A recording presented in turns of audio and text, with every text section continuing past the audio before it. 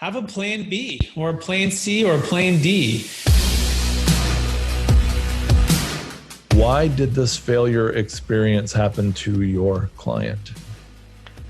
I think it happened because he didn't have a good alternative to a 1031 exchange.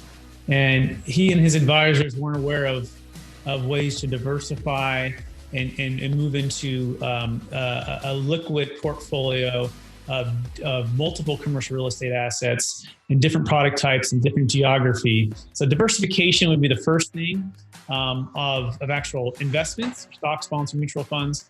But the second thing would be the diversification of time, meaning the ability to actually go and purchase something at a different time. See, the 1031 exchange has a 180-day window which you must perform in and a 45-day window which you must identify in of equal or greater value.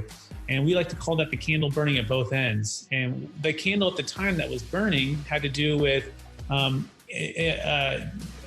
debt becoming more and more harder and harder to find, but also cap rates going lower and lower before everything kind of crashed. And so it put him in a tough position to make a deal make sense. But had he had an alternative to that or a solution to not have to purchase and still get out, then he could have saved from actually buying that property and taking on what I like to call that dumb debt when you're over leveraged in a highly appreciated market. Yeah. So just to kind of summarize for some of our non-real estate listeners, a 1031 exchange is when you have a potential huge or any capital gains liability.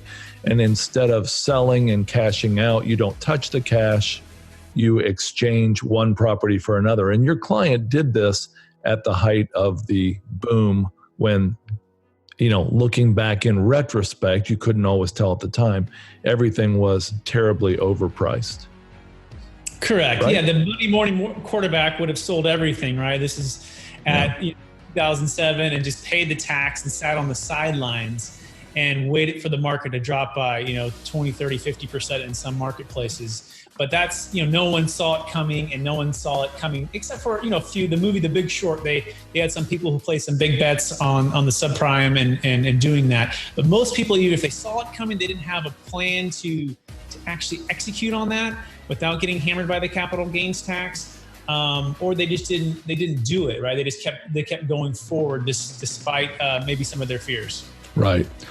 I think too often a lot of my commercial real estate clients and people that I meet, their plan is just the 1031.